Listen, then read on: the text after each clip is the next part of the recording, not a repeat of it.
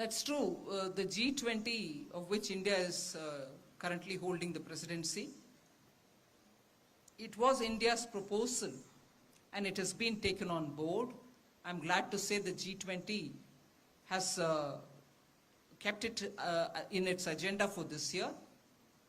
The IMF has given a paper on cryptocurrency and its the way it can affect macroeconomic stability.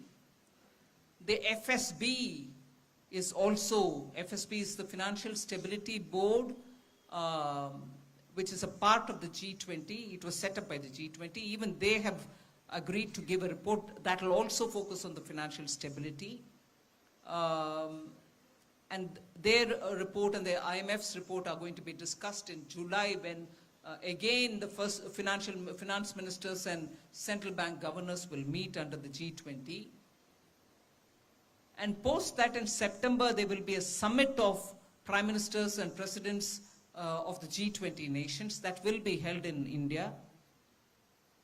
The underlying principle is, because digital currencies are so obviously, naturally, and of course, they are completely digitalized and technology driven.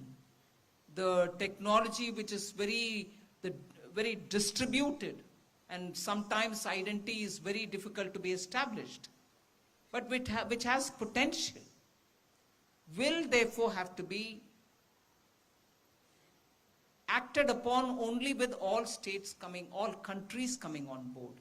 No one country individually, in a matter of technology driven a crypto asset, can effectively control it, because technology doesn't have any borders. It can just pass through. So the very character of it being technology driven requires all countries to be on board. So if you were to regulate here and not regulate elsewhere, it will only flow like that and keep hitting back at you.